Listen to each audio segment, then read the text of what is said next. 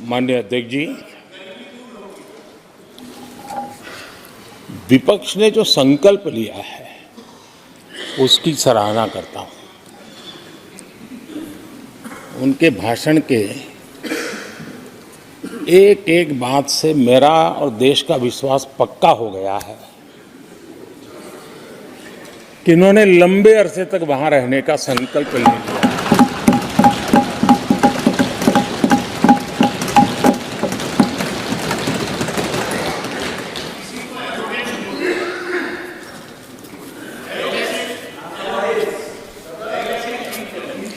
आप कई दशक तक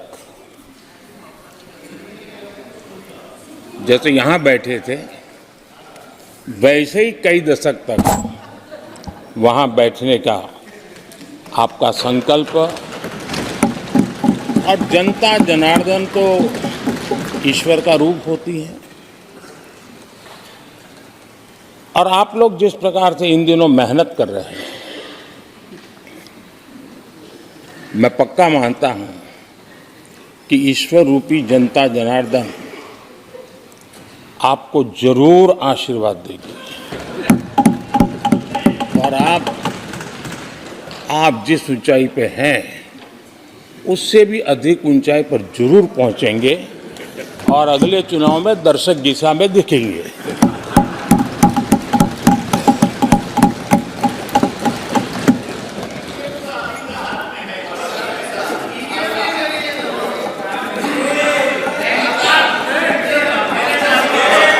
अधीर रंजन जी, इस बार आपने आपका कॉन्ट्रैक्ट उनको दे दिया है क्या?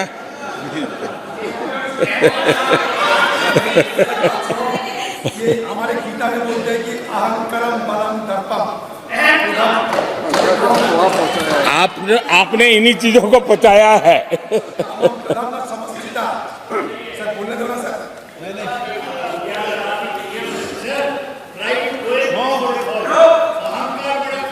आदरणीय अध्यक्ष महोदय,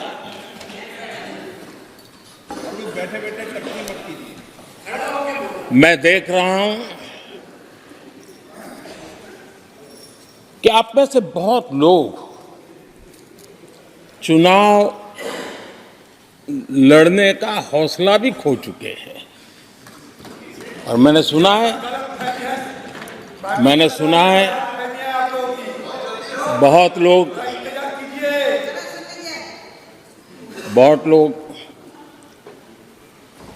पिछली बार भी सीट बदली, इस बार भी कुछ सीट बदलने के फिराक में हैं, और मैंने सुना है बहुत लोग अब लोकसभा के बजाय राज्यसभा में जाना चाहते हैं। तो स्थितियों का आकलन करके वो अपना अपना रास्ता ढूंढ रहे हैं। आदरणीय राष्ट्रपति जी ने भारत के उज्जवल भविष्य को ध्यान में रखते हुए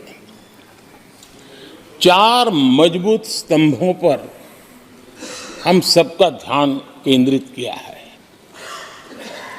और उनका सही आकलन है कि देश के 4 स्तंभ जितने ज्यादा मजबूत होंगे, जितने ज्यादा विकसित होंगे, जितने ज्यादा समृद्ध होंगे, हमारा देश उतना ही समृद्ध होगा, उतना ही तेजी से समृद्ध होगा। और उन्होंने इन 4 स्तंभों का उल्लेख करते हुए देश की नारी शक्ति, देश की युवा शक्ति, देश के हमारे गरीब भाई बहन और देश के हमारे किसान, हमारे मछुआरे, हमारे पशुपालक, उनकी चर्चा की है। इनके सशक्तिकरण के माध्यम से राष्ट्र के विकसित भारत के लक्ष्य को प्राप्त करने की जो राह है उसका स्पष्ट दिशा निर्देश आदरणीय राष्ट्रपति जी ने कहा है। अच्छा हो सकता है आपके यहाँ फिशरमैन माइनॉरिटी के ना हो सकता है आपके यहाँ पशुपालक माइनॉरिटी के ना हो हो सकता है किसान आपके यहाँ माइनॉरिटी के ना हो सकता है महिलाएं आपके यहाँ माइनॉरिटी में ना हो सकता है कि आपके यहाँ युवा में माइनॉरिटी। क्या हो गया है दादा? क्या देश के युवा जी की बात होती है? समाज के सब वर्ग नहीं होते हैं क्या? देश की नारी की बात होती है? देश की सभी नारी नहीं होती है? कब तक टुकड़ों में सोचते रहोगे? कब तक समाज को बांटते रहोगे? सब सीमा करो, सीमा करो। बहुत तोड़ा देश को।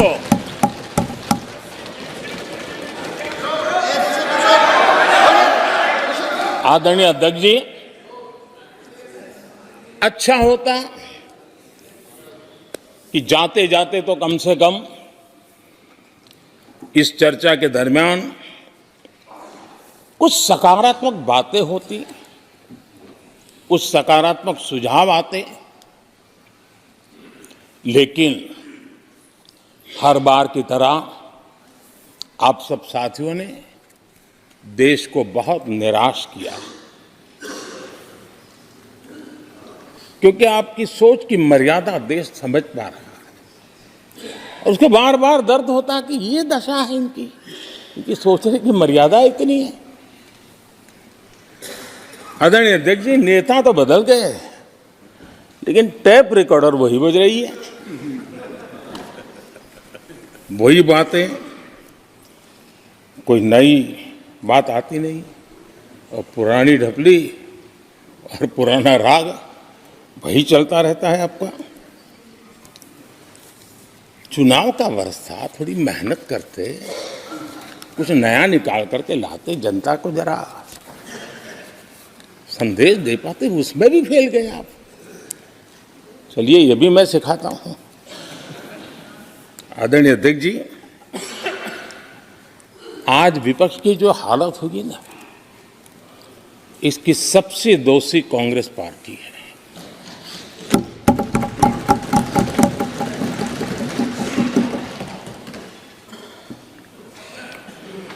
कांग्रेस को एक अच्छा विपक्ष बनने का बहुत बड़ा अवसर मिला, और 10 साल कम नहीं होते, लेकिन 10 साल में उस दायित्व को निभाने में भी वे पूरी तरह विफल गए। और जब खुद विफल हो गए तो विपक्ष में और भी होनहार लोग हैं, उनको भी उभरने नहीं दिया, क्योंकि फिर मामला और गड़बड़ हो जाए। इसलिए हर बार यही करते रहे कि और भी विपक्षी जो तेजस्वी लोग हैं उनको दबा दिया जाए। हाउस में कई यंग हमारे माननीय सांसदगण हैं, उत्साह भी उमंग भी है, लेकिन अगर वो बोलें, उनकी छवि उभर जाए, तो शायद किसी की छवि बहुत दब जाए। उस चिंता में इस यंग जनरेशन को मौका न मिले, हाउस को ही चलने नहीं दिए गए। यानी एक प्रकार से इतना बड़ा नुकसान कर दिया है, खुद का भी, विपक्ष का भी, संसद का भी और देश का भी। और इसलिए, और मैं हमेशा चाहता हूं कि देश को एक स्वस्थ अच्छे विपक्ष की बहुत जरूरत है।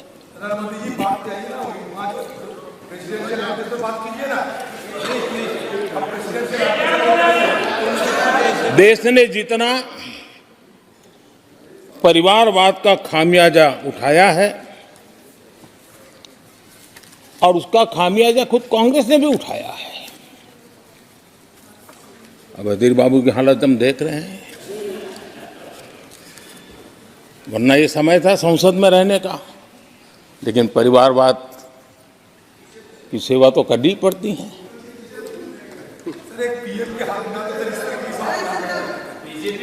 आदरणीय अध्यक्ष जी, अब हालत देखिए, हमारे खड़गे जी इस सदन से उस सदन शिफ्ट हो गए, और गुलाम नबी जी तो पार्टी से ही शिफ्ट कर गए। ये सब परिवारवाद के भेंट चढ़ गए। एक ही प्रोडक्ट बार बार लॉन्च करने के चक्कर में कांग्रेस की दुकान ताला लगने की नौबत आ गई है। और ये दुकान हम नहीं कह रहे, आप लोग कह रहे हैं।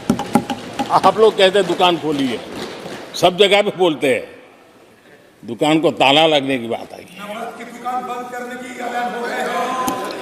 नवरत्न की दुकान बंद करने का सोच है। यहाँ हमारे दादा अपनी आदत छोड़ नहीं पाते हैं, वहां से बैठे बैठे कमेंट कर रहे हैं परिवारवाद की। मैं जरा समझा देता हूँ, आज माफ करना अध्यक्ष महोदय, मैं जरा समय ले रहा हूँ। आज हम किस परिवारवाद की चर्चा करते हैं?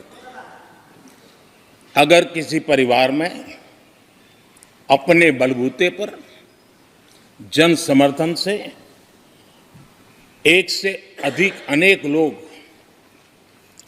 अगर राजनीतिक क्षेत्र में भी प्रगति करते हैं, उसको हमने कभी परिवारवाद नहीं कहा है। हम परिवारवाद की चर्चा वो करते हैं जो पार्टी परिवार चलाता है, जो पार्टी परिवार के लोगों को प्राथमिकता देती है, जो पार्टी के सारे निर्णय परिवार के लोग ही करते हैं, वो परिवारवाद है। न राजनाथ जी की कोई पॉलिटिकल पार्टी है, न अमित शाह की कोई पॉलिटिकल पार्टी है। और इसलिए जहां एक परिवार को पार्टियां लिखी जाती हैं, वो लोकतंत्र में उचित नहीं है। लोकतंत्र में पार्टी अनेक, एक परिवार के 10 लोग राजनीति में आए, कुछ बुरा नहीं है। हम तो चाहते हैं नौजवान लोग आए।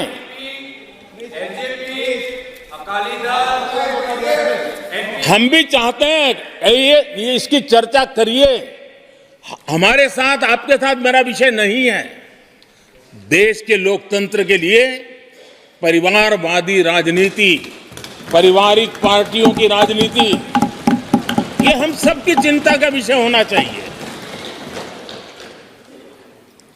और इसलिए मैं किसी परिवार के 2 लोग अगर प्रगति करते हैं, उसको तो मैं स्वागत करूंगा। 10 लोग प्रगति करें, मैं स्वागत करूंगा। देश में जितनी नई पीढ़ी अच्छे लोग आए, स्वागत योग्य है। सवाल यह है कि परिवार ही पार्टियां चलाती है। पक्का है कि ये अध्यक्ष नहीं होगा तो उसका बेटा होगा, ये नहीं होगा तो उसका बेटा होगा। ये लोकतंत्र का खतरा है। और इसलिए अच्छा हुआ दादा, थैंक यू। ये विषय कभी बोलता नहीं था, आज बोल दिया मैंने। आदरणीय अध्यक्ष जी, एक ही प्रोडक्ट को बार बार लॉन्च करने का भरपूर प्रयास हो रहा है।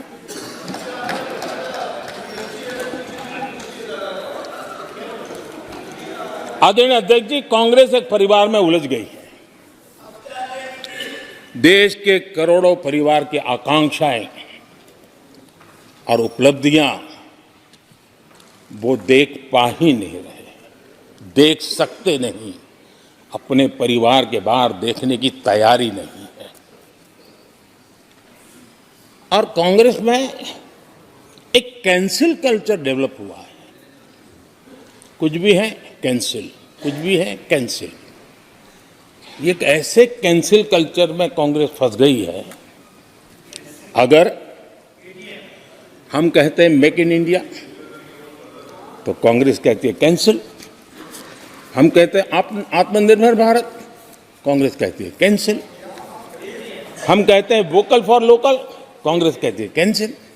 हम कहते हैं वंदे भारत ट्रेन, कांग्रेस कहती है कैंसिल। हम कहते हैं संसद की नई इमारत, कांग्रेस कहती है कैंसिल। यानी मैं हैरान हूं, ये कोई मोदी की उपलब्धियां नहीं है, देश की उपलब्धियां है।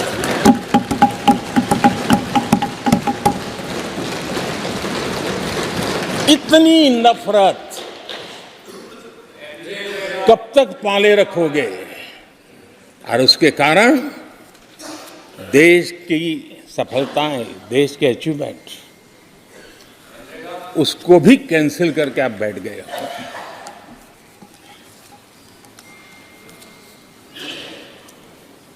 आदरणीय अध्यक्ष जी, राष्ट्रपति जी ने विकसित भारत के रोड मैप पर चर्चा करते हुए आर्थिक पहलुओं पर विस्तार से चर्चा की।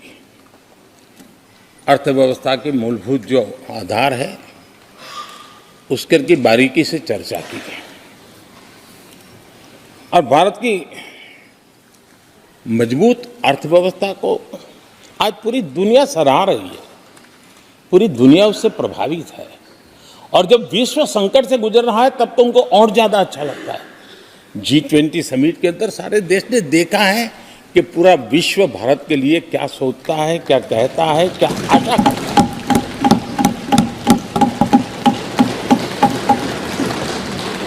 और इन सारे 10 साल के कार्यकाल के अनुभव के आधार पर आज की मजबूत अर्थव्यवस्था को देखते हुए जिस तेज गति से भारत विकास कर रहा है,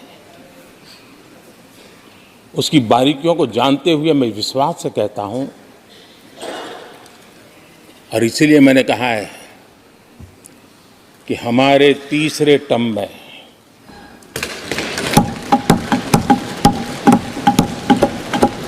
भारत दुनिया की तीसरी बड़ी आर्थिक ताकत बनेगा।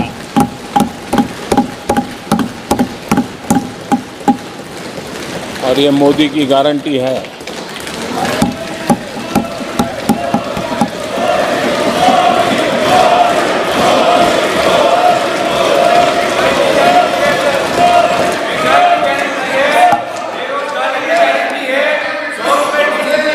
माननीय अध्यक्ष जी, इनको पहले मौका नहीं दिया था क्या? सबको मौका दिया है ना? हाँ,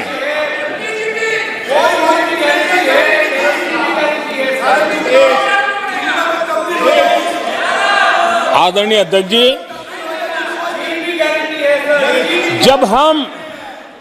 जब हम दुनिया की तीसरी बड़ी आर्थिक शक्ति बनकर के उभरेंगे कहते हैं, तो हमारे विपक्ष में बैठे कुछ साथी कैसा कुतर्क देते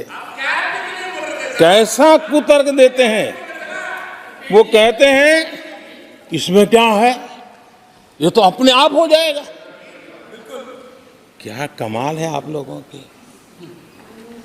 मोदी का क्या है, ये तो अपने आप हो जाएगी। मैं जरा सरकार की भूमिका क्या होती है इस सदन के माध्यम से देश को और विशेष करके देश के युवा मन को बताना चाहता हूं, देश की युवा शक्तियों को बताना चाहता हूं कि होता कैसे है और सरकार की भूमिका क्या होती है। आदरणीय अध्यक्ष जी, 10 साल पहले 2014 में फरवरी महीने में जो इंटरिम बजट आया था, उस समय कौन लोग बैठे थे आपको तो मालूम ही है, देश को ही मालूम है। जो 10 साल पहले इंटरिम बजट आया था, उसे पेश करते समय उस समय के वित्त मंत्री ने जो कहा था, मैं उसको कोट कर रहा हूं। और एक एक शब्द बड़ा मूल्यवान है जी। जब आप लोग कहते हैं ना, ये तो अपने आप तीसरे नंबर पर जा ही जाएगा, ऐसा कहते हैं, उनको जरा समझना चाहिए। ये उन्होंने क्या कहा था, I now wish to look forward and outline a vision for the future. Vision for the future. पूरे ब्रह्मांड के सबसे बड़े अर्थशास्त्री बोल रहे थे। I now wish to look forward and outline a vision for the future. आगे कहते हैं, I wonder how many have noted the fact that India's economy, in terms of the size of its GDP, is the 11th largest in the world. यानी 2014 में 11 number पहुंचने पर क्या गौरवगान होता था। आज 5 पर पहुंच गए और आपको क्या हो गया, क्या हो गया। आदरणीय अध्यक्ष जी, आदरणीय अध्यक्ष जी, आदरणीय अध्यक्ष जी, आदरणीय अध्यक्ष जी, आदरणीय अध्यक्ष जी, आदरणीय अध्यक्ष जी, मैं आगे पढ़ रहा हूं। गोगोई जी, थैंक यू, आपने अच्छा कहा। मैं आगे पढ़ रहा हूं, ध्यान से सुनिए साथियों, ध्यान से सुनिए। उन्होंने कहा था is the 11th largest in the world. बड़ा गौरव का बात था। There are great things in the store, आगे वो कह रहे हैं there are great things in store. फिर आगे कहते हैं there is a well argued view that in the next 3 decades,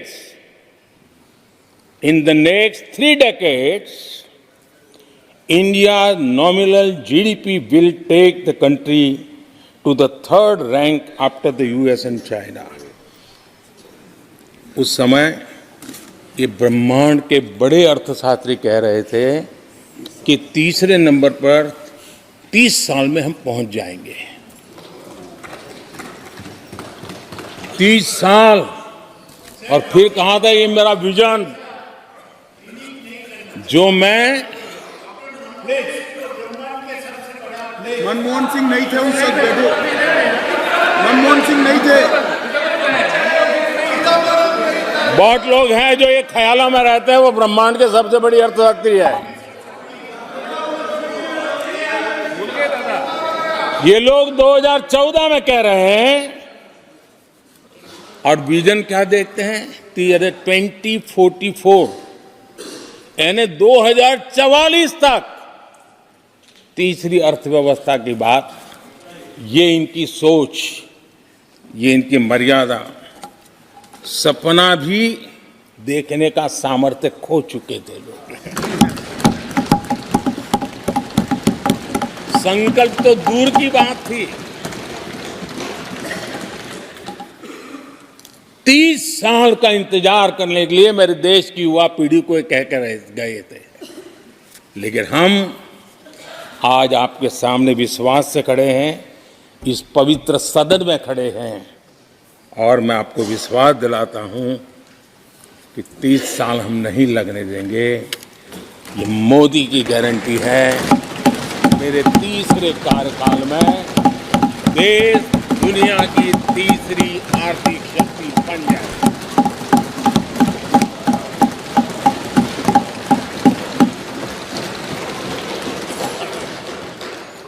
कैसे लक्ष्य रखते थे, उनकी सोच कहां तक जाती थी, दया आती है। और आप लोग 11 नंबर पे बड़ा गर्व कर रहे थे, अब 5 नंबर पहुंचा दिए जी। लेकिन अगर 11 पर पहुंचने से आपको खुशी होती थी तो 5 नंबर पहुंचने पर भी खुशी होनी चाहिए। देश 5 नंबर पर पहुंचा, आपको खुशी होनी चाहिए। किस बीमारी में फंसे पड़े हो आप। आदरणीय अध्यक्ष जी, भाजपा सरकार की काम करने की स्पीड, हमारे लक्ष्य कितने बड़े होते हैं, हमारा हौसला कितना बड़ा होता है, वो आज पूरी दुनिया देख रही है।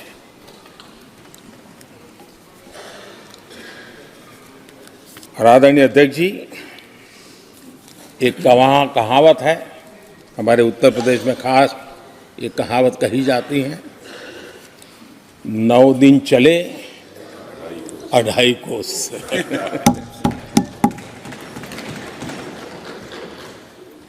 और मुझे लगता है कि ये कहावत पूरी तरह कांग्रेस को परिभाषित कर देती है।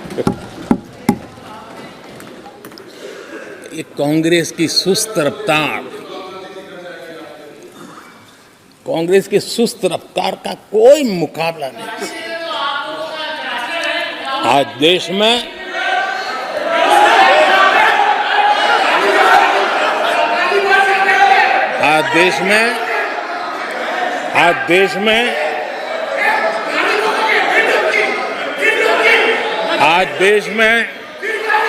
जिस रफ्तार से काम हो रहा है,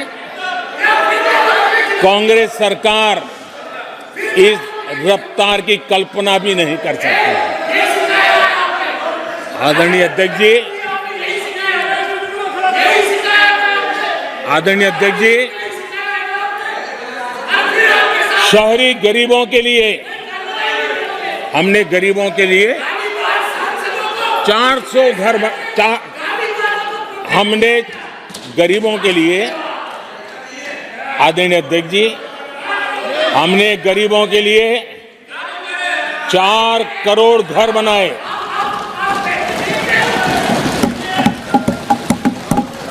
और शहरी गरीबों के लिए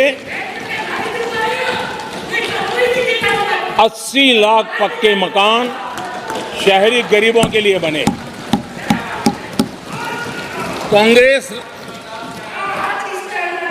अगर कांग्रेस की रफ्तार से घर बने होते तो क्या हुआ होता, मैं इसका हिसाब लगाता हूं। अगर कांग्रेस की जो रफ्तार थी उस प्रकार से चला होता तो 100 साल लगते, इतना काम करने में 100 साल लगते, 5 पीढ़ियां गुजर जाती। आदरणीय अध्यक्ष जी, 10 वर्ष में 40,000 किलोमीटर रेलवे ट्रैक का इलेक्ट्रिफिकेशन हुआ। अगर कांग्रेस की रफ्तार से देश चलता, इस काम को करने में 80 साल लग जाते। एक प्रकार से 4 पीढ़ियां गुजर जाती। आदरणीय अध्यक्ष जी, हमने 17 करोड़ अधिक गैस कनेक्शन दिए। ये मैं 10 साल का हिसाब दे रहा हूं।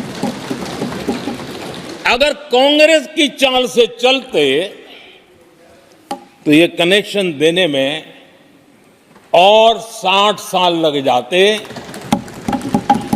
3 पीढ़ियां धुएं में खाना पकाते पकाते गुजर जाती। आदरणीय अध्यक्ष जी, हमारी सरकार ने सैनिटेशन कवरेज 40% से 100% तक पहुंची है। अगर कांग्रेस की रफ्तार होती तो ये काम होते होते 60-70 साल और लगते और कम से कम 3 पीढ़ियां गुजर जाती। लेकिन गारंटी नहीं होता कि नहीं होता। आदरणीय अध्यक्ष जी,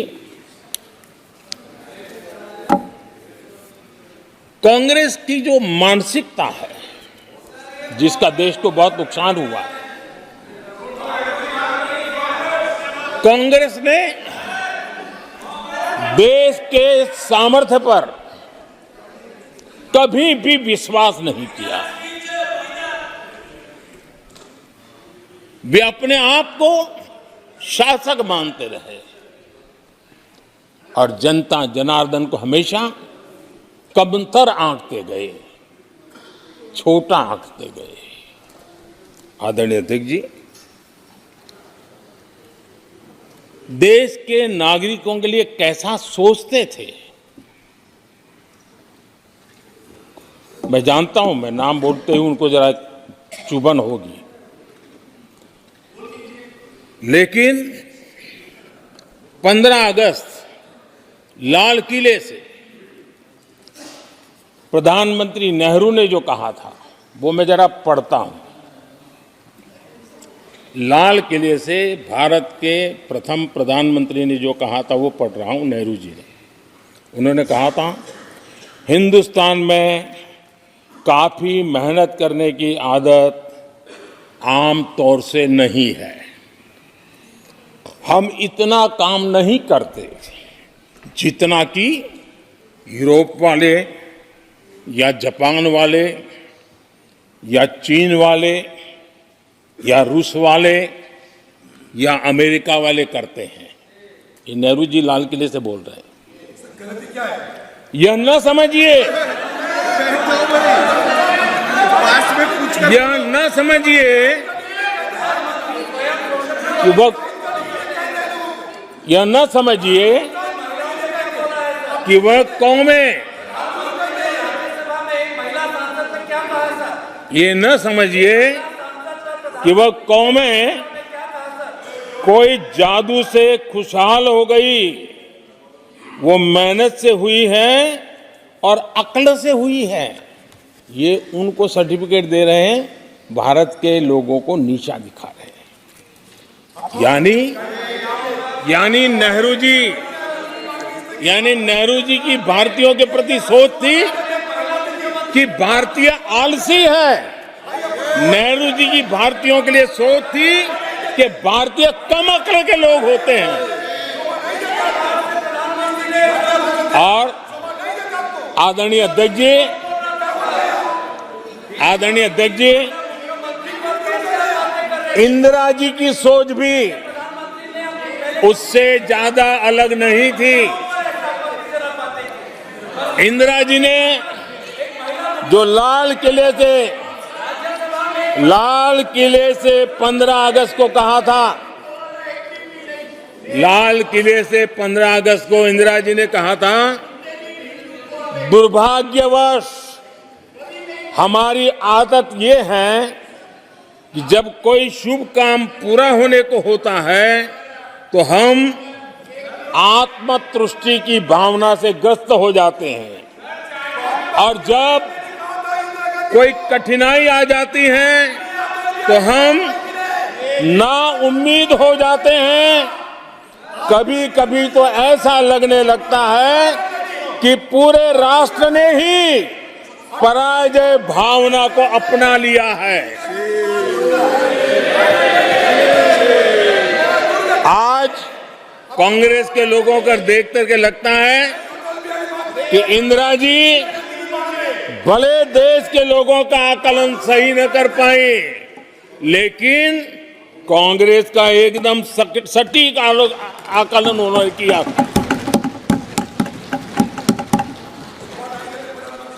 कांग्रेस के शाही परिवार के लोग मेरे देश के लोगों को ऐसा ही समझते थे, उनके विषय में ऐसे ही सोचते। और आज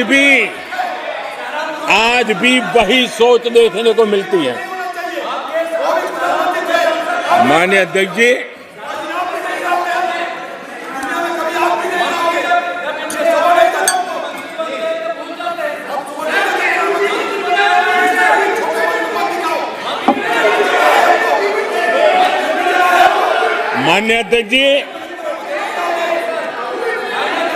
कांग्रेस का विश्वास हमेशा सिर्फ एक परिवार पर रहा है। एक परिवार के आगे वो न कुछ सोच सकते हैं, न कुछ देख सकते हैं। कुछ दिन पहले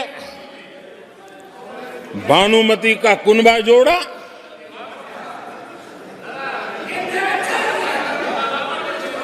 लेकिन फिर एकला चलो रे करने लग गए। कांग्रेस के लोगों ने नया मोटर मैकेनिक का काम सीखा है, और इसलिए अलाइनमेंट क्या होता है उसका ज्ञान तो हो गया होगा, लेकिन मैं देख रहा हूं अलायंस का ही अलाइनमेंट बिगड़ गया।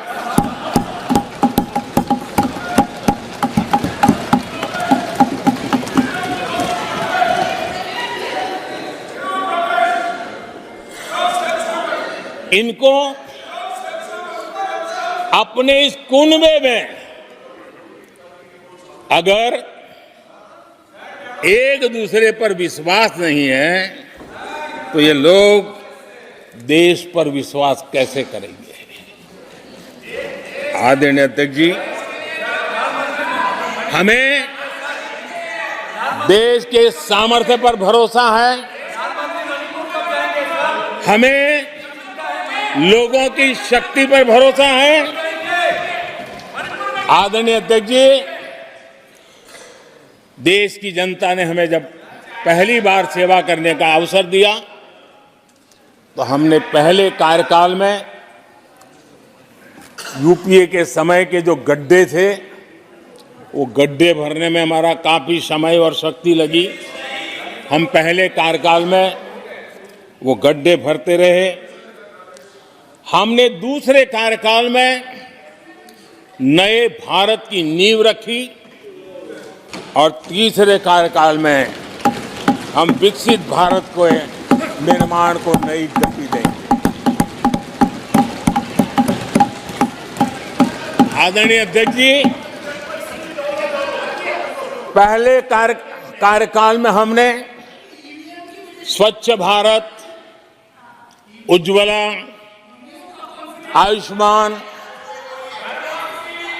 आयुष्मान भारत, बेटी बचाओ बेटी पढ़ाओ, उसी प्रकार से सुगम्य भारत, डिजिटल इंडिया, ऐसे कितने ही जनहित के कामों को अभियान का स्वरूप देकर के आगे बढ़ाए। टैक्स व्यवस्था आसान हो, इसके लिए जीएसटी जैसे निर्णय लिए और हमारे इन कामों को देख करके जनता ने भरपूर समर्थन दिया। जनता ने बहुत आशीर्वाद दिए, पहले से भी ज्यादा आशीर्वाद दिए और हमारा दूसरा कार्यकाल प्रारंभ हुआ। दूसरा कार्यकाल संकल्पों और वचनों की पूर्ति का कार्यकाल रहा।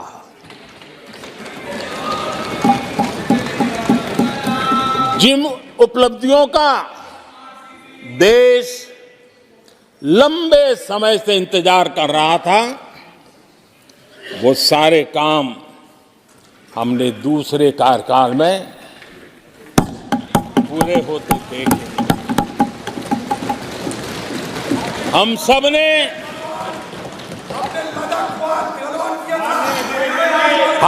ने 370 खत्म होते हुए देखा।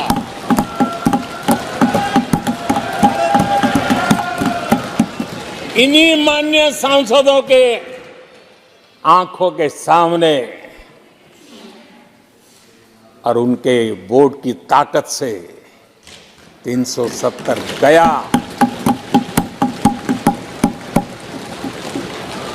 नारी शक्ति वंदन अधिनियम ये दूसरे कार्यकाल में कानून बना। आदरणीय अध्यक्ष जी, अंतरिक्ष से लेकर के ओलंपिक तक सशस्त्र बलों से संसद तक नारी शक्ति के सामर्थ्य की गूंज है।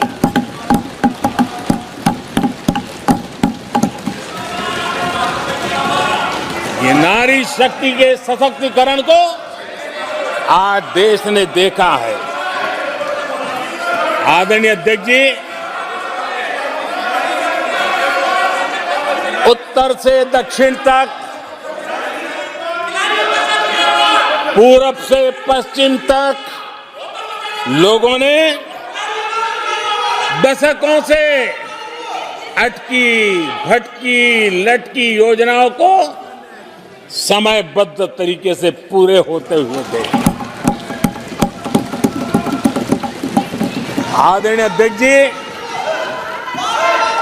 अंग्रेजी शासन के पुराने दंड प्रधान कानूनों से हम प्लीज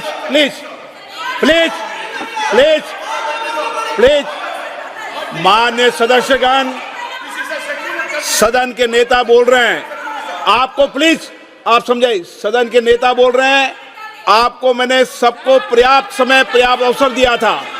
यह तरीका गलत है, यह हमें मर्यादा बना के रखना पड़ेगा। प्लीज बैठे बैठे कोई टिप्पणी नहीं करेगा। Please please please please no, गलत तरीका, गलत तरीका। माननीय प्रधानमंत्री जी,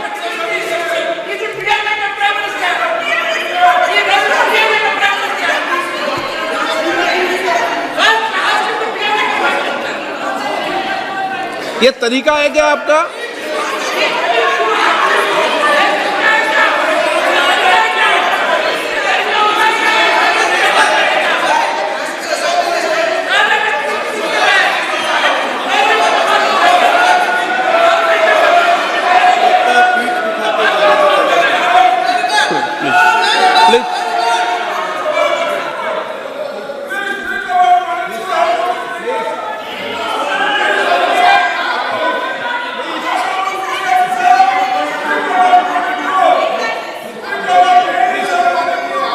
आदरणीय अध्यक्ष जी,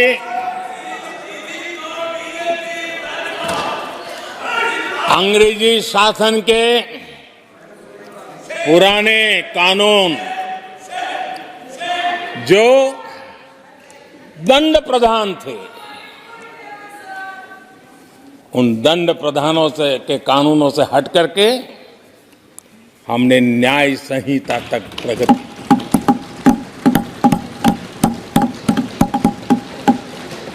हमारी सरकार ने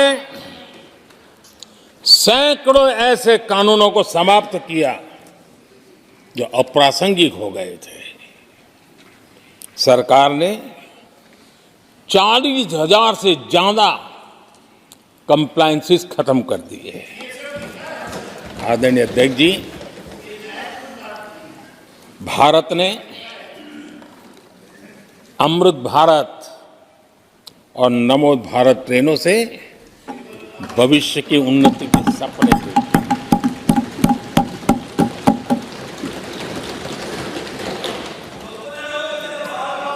आदरणीय अध्यक्ष जी, देश के गांव-गांव ने, देश के कोटि-कोटि जनों ने विकसित भारत की संकल्प यात्रा देखी है और सैचुरेशन के पीछे कितनी मेहनत की जाती है, उसके हक की चीज उसको मिले, उसके दरवाजे दस्तक देकर के देने का प्रयास देश पहली बार देख रहा है।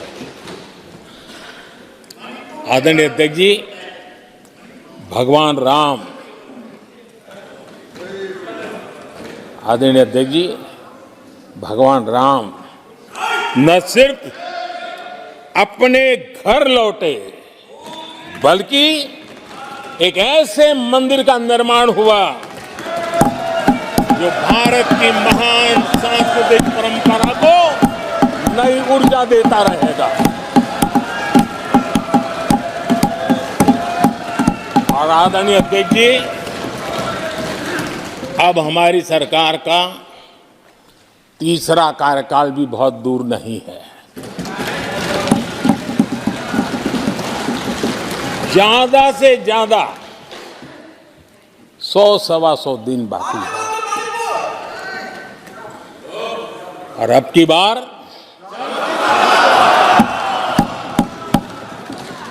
पूरा देश कह रहा है, अब की बार खड़गे जी भी कह रहे हैं।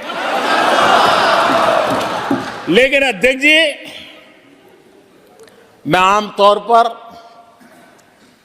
ये आंकड़े के चक्कर में नहीं पड़ता, लेकिन मैं देख रहा हूं देश का मिजाज एनडीए को तो 400 पार करवा ही के रहेगा, लेकिन भारतीय जनता पार्टी को 370 सीट अवश्य देगा।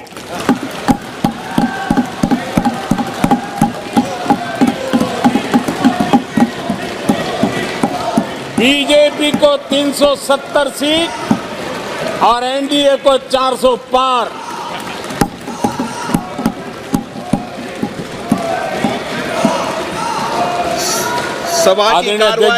सभा की कार्रवाई इस विषय की समाप्ति तक बढ़ा दी जाए। आदरणीय अध्यक्ष जी, हमारा तीसरा कार्यकाल बहुत बड़े फैसलों का होगा।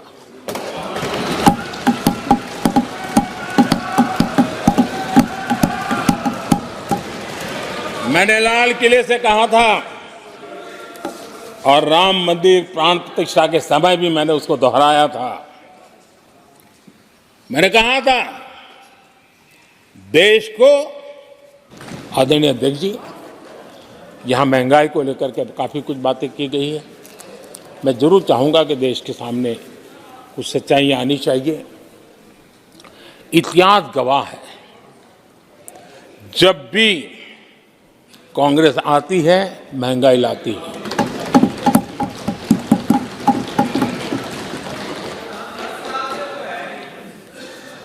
मैं कुछ वक्तव्य इस सदन में आज कहना चाहता हूं और किसी की आलोचना करने के लिए नहीं कह रहा हूं। लेकिन हो सकता है कि हमारी बात जो समझ नहीं पाते हैं वो अपने लोगों की बात को समझने का प्रयास करेंगे। कहा गया था कभी, और किसने कहा था वो मैं बाद में कहूंगा, हर चीज की कीमत बढ़ जाने की वजह से मुसीबत फैली है, आम जनता उनमें फंसी है। ये स्टेटमेंट ऑफ फैक्ट किसका है? ये कहा था हमारे पंडित नेहरू जी ने, लाल किले से कहा था उस समय। हर चीज की कीमत बढ़ जाने की वजह से मुसीबत फैली है, आम जनता उनमें फंसी है। ये उस समय की बात है। उन्होंने माना था लाल किले से, चारों तरफ महंगाई बढ़ी है। अब इस वक्तव्य के 10 साल के बाद, नेहरू जी के इस वक्तव्य के 10 साल के बाद एक और वक्तव्य का कोट आपके सामने रखता हूं। आप लोग, मैं कोट बता रहा हूं, आप लोग आजकल भी कुछ दिक्कतों में हैं, परेशानियों में हैं, महंगाई की वजह से। कुछ तो लाचारी है, पूरी तौर से काबू की बात नहीं हो पा रही हमारे इस समय में, हालांकि वो काबू में आएगी। 10 साल के बाद भी महंगाई के यही गीत कहे गए थे, और ये किसने कहा था? फिर से ये नेहरू जी ने कहा था, उन्हीं के कार्यकाल में। तब देश का पीएम रहते उन्होंने 12 साल हो चुके थे, लेकिन हर बार महंगाई कंट्रोल में नहीं आ रही है, महंगाई के कारण आपको मुसीबत हो रही है, इसी के गीत गाते रहे थे। आदरणीय अध्यक्ष जी, अब मैं एक और भाषण का हिस्सा पढ़ रहा हूं। जब देश आगे बढ़ता है तो कुछ हद तक कीमतें भी बढ़ती हैं। हमको ये भी देखना है कि जो भी आवश्यक वस्तु हैं उनकी कीमत को कैसे थामें। ये किसने कहा था? इंदिरा गांधी जी ने कहा था। 1974 में जब देश में सारे उन्होंने दरवाजे ताले लगा दिए थे, लोगों को जेल में बंद कर दिया था, 30% महंगाई थी, 30%।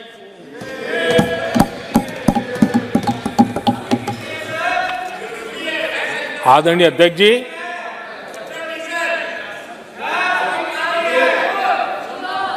अपने भाषण में यहां तक कहा गया था,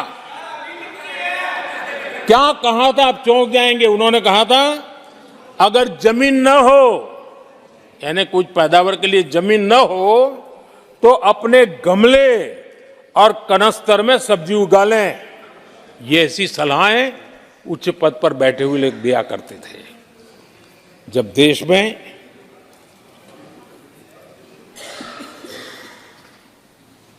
महंगाई को लेकर के 2 गाने सुपरहिट हुए थे हमारे देश में, घर घर गाए जाते थे।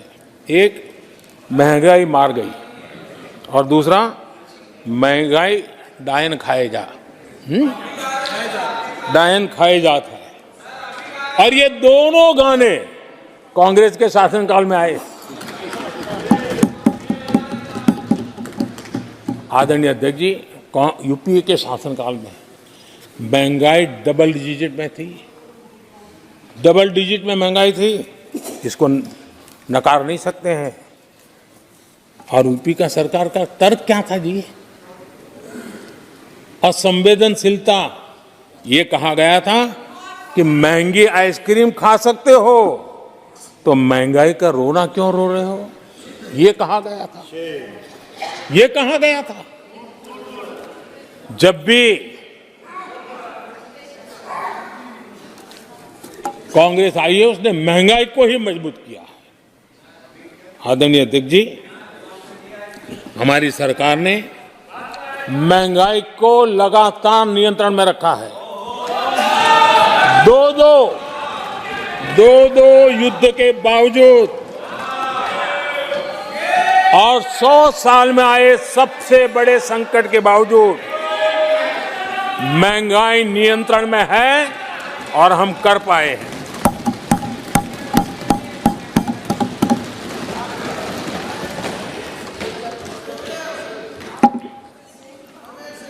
आदरणीय अध्यक्ष जी, यहां पर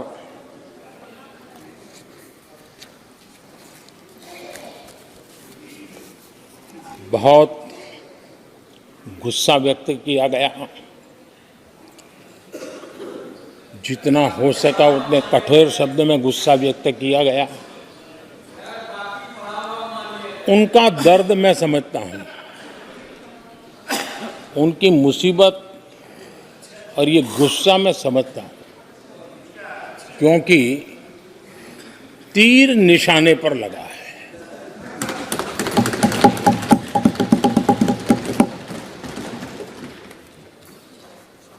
भ्रष्टाचार पर एजेंसियां एक्शन ले रही हैं, उसको लेकर भी इतना गुस्सा, क्या क्या शब्दों का प्रयोग किया जा रहा है। आदरणीय अध्यक्ष जी, 10 साल पहले हमारे सदन में, पार्लियामेंट में क्या चर्चा होती थी? सदन का पूरा समय घोटालों की चर्चा पर जाता था, भ्रष्टाचार की चर्चा पर जाता था, लगातार एक्शन की डिमांड होती थी। सदन यही मांग करता रहता था, एक्शन लो, एक्शन लो, एक्शन लो। वो कालखंड देश ने देखा है, चारों तरफ भ्रष्टाचार की खबरें रोजमर्रा।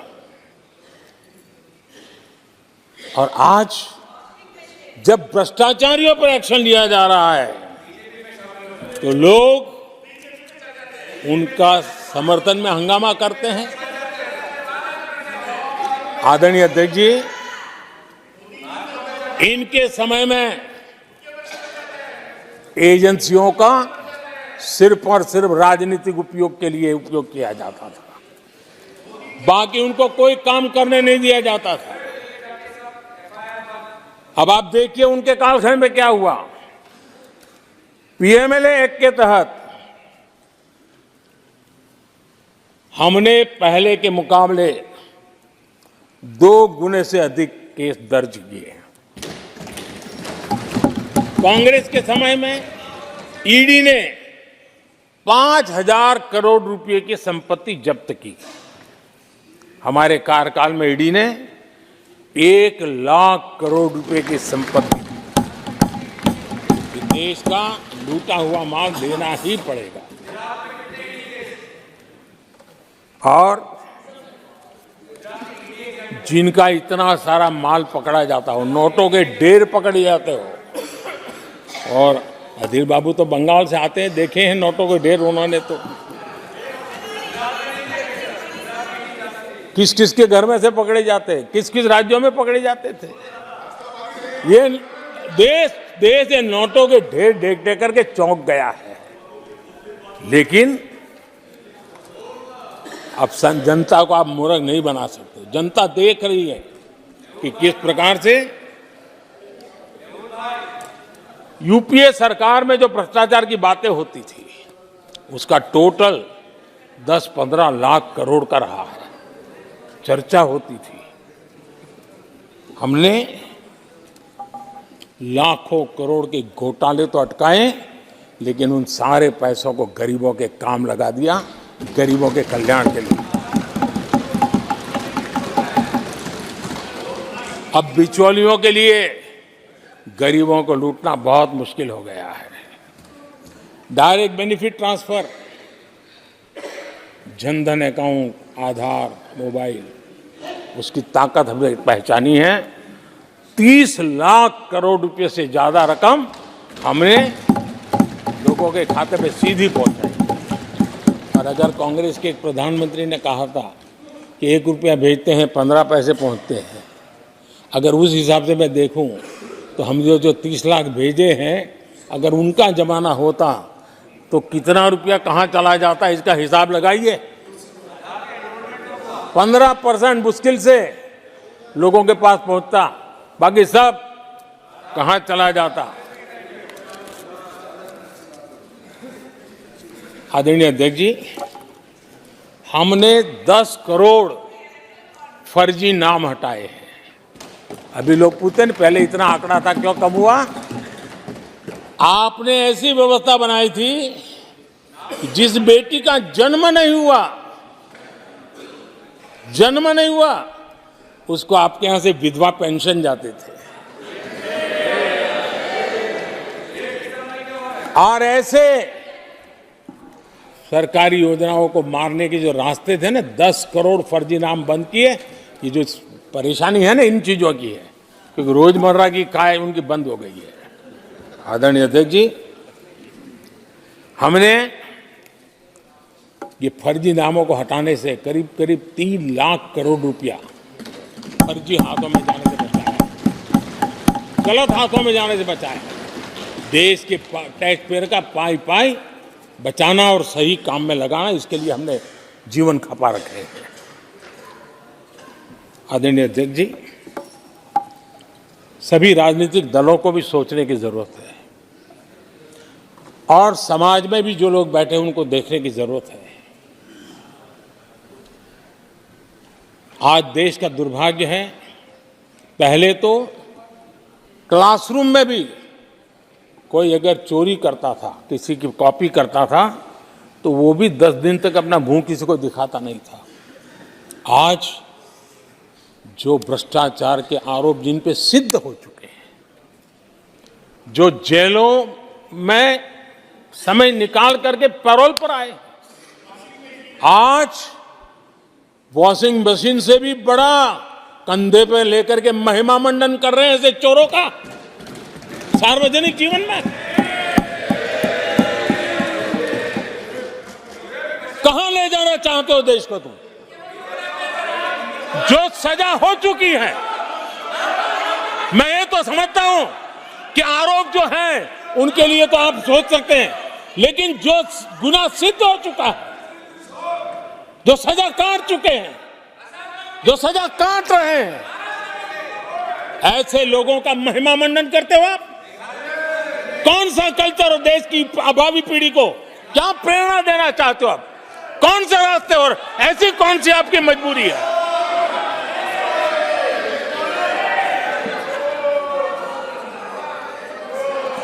और ऐसे लोगों का महिमा मंडन किया जा रहा है, उनको महान बताया जा रहा है।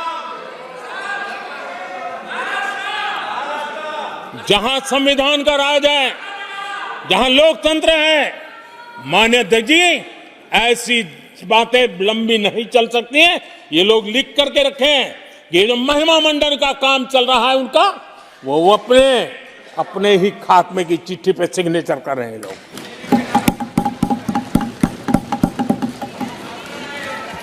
आदरणीय अध्यक्ष जी, जांच करना ये एजेंसियों का काम है। एजेंसियां स्वतंत्र होती हैं और संविधान ने उनको स्वतंत्र रखा हुआ है, और जज करने का काम न्यायाधीश का है। जज करने का काम न्यायाधीश का है और वो अपना काम कर रहे हैं। और अध्यक्ष जी, मैं इस पवित्र सदन में फिर से दोहराना चाहूंगा, जिसको जितना जुल्म मुझ पर करना है कर ले, मेरी भ्रष्टाचार के खिलाफ लड़ाई चलती रही। जिसने देश को लूटा है उनको लौटाना पड़ेगा, जिन्होंने देश को लूटा है उनको लौटाना पड़ेगा। ये मैं देश को इस सदन की पवित्र जगह से वादा करता हूं। जिसको जो आरोप लगाना है लगा लें, लेकिन देश को लूटने नहीं दिया जाएगा, और जो लूटा है वो लौटाना पड़ेगा। आदरणीय अध्यक्ष जी,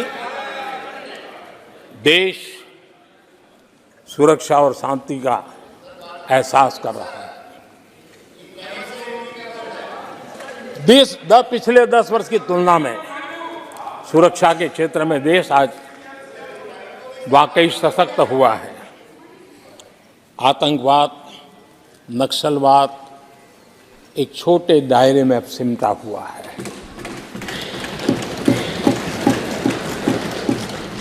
लेकिन भारत की जो टेररिज्म के प्रति जीरो टॉलरेंस नीति है, आज पूरे विश्व को भी भारत की इस नीति की तरफ चलने के लिए मजबूर होना पड़ा। भारत की सेनाएं सीमाओं से लेकर के समंदर तक अपने सामर्थ्य को लेकर के आज भी आगे है। हमें हमारी सेना के पराक्रम पर गर्व होना चाहिए। हम कितना ही उनके मोरल तोड़ने की कोशिश करें, मुझे मेरी सेना पर भरोसा है। मैंने उनके सामर्थ्य को देखा है। कुछ राजनेता सेना के लिए हल्के फुल्के शब्द बोल दें, इससे मेरे देश की सेना डिमोरलाइज होगी। ये सपनों में कोई रहते तो निकल जाए। देश के मूड को वो खत्म नहीं कर सकते, और किसी के एजेंट बन करके इस प्रकार की भाषा अगर कहीं से भी उठती है, देश कभी स्वीकार नहीं कर सकता है। और जो खुलेआम देश में अलग देश बनाने की वकालत करते हैं,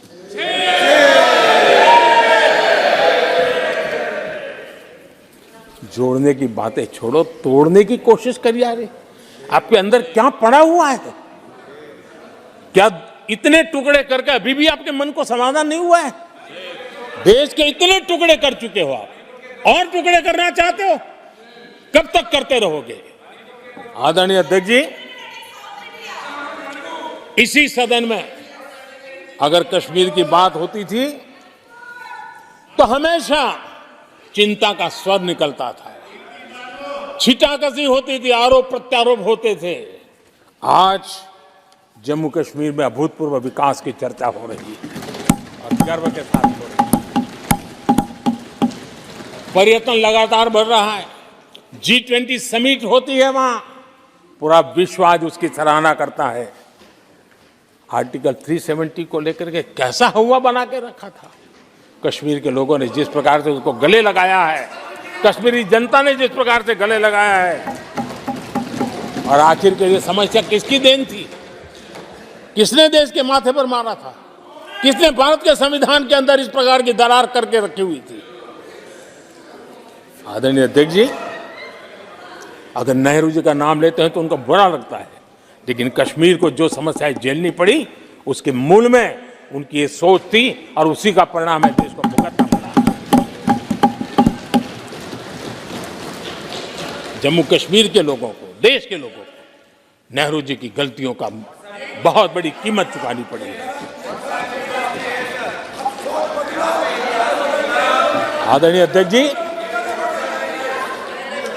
वो भले गलतियां करके गए, लेकिन हम मुसीबतें झेल करके भी गलतियों सुधारने के लिए हमारी कोशिश जारी रखें। हम रुकने वाले नहीं हैं। हम देश के लिए काम करने के लिए निकले हुए लोग हैं। हमारे लिए नेशन फर्स्ट है। आदरणीय अध्यक्ष जी, मैं सभी राजनीतिक दलों के नेताओं से आग्रह करूंगा, सभी माननीय सदस्यों से आग्रह करूंगा, भारत के जीवन में एक बहुत बड़ा अवसर आया है। वैश्विक परिवेश में भारत के लिए बड़ा अवसर आया है। एक नए आत्मविश्वास के साथ आगे बढ़ने का अवसर आया है। राजनीति अपनी जगह पे होती है, आरोप प्रत्यारोप अपनी जगह पर होता है, लेकिन देश से बढ़कर कुछ नहीं होता है।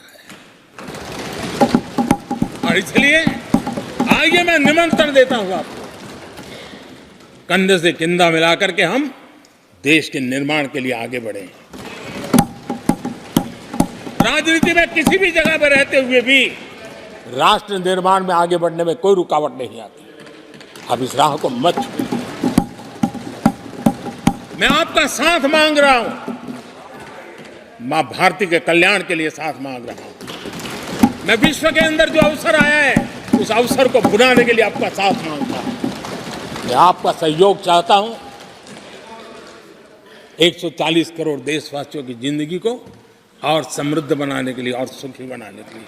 लेकिन अगर आप साथ नहीं दे सकते हैं और अगर आपका हाथ ईंटें फेंकने पर ही तुला हुआ है, तो आप लिख करके रखिए, आपकी हर ईंट को मैं विकसित भारत की नींव मजबूत करने के लिए आपके हर पत्थर को मैं विकसित भारत के जो सपनों को लेकर के आप चले उसकी नींव मजबूत करने के लिए मैं लगाऊंगा, और देश को हम उस समृद्धि की ओर लेके जाएंगे। जितने पत्थर उछाल लीजिए, आपका हर पत्थर भारत के समृद्ध, भारत के विकसित भारत के सपने को समृद्ध बनाने के लिए हर पत्थर को मैं काम में ले लूंगा, ये भी मैं आपको विश्वास दिलाता हूँ। आदरणीय अध्यक्ष जी, मैं जानता हूं साथियों की तकलीफें मैं जानता हूं, लेकिन वो जो कुछ भी बोलते हैं मैं दुखी नहीं होता और दुखी होना भी नहीं चाहिए, क्योंकि मैं जानता हूं ये नामदार है, हम कामदार हैं और हम कामदारों को तो नामदारों से सुनना ही पड़ता है। जी तो नामदार कुछ भी कहते रहें, कुछ भी कहने का उनको तो जन्मजात अधिकार मिले हुए हैं और हम कामदारों को सुनना होता है। हम सुनते भी रहेंगे और देश को सहारते भी रहेंगे, देश को आगे बढ़ाते रहेंगे।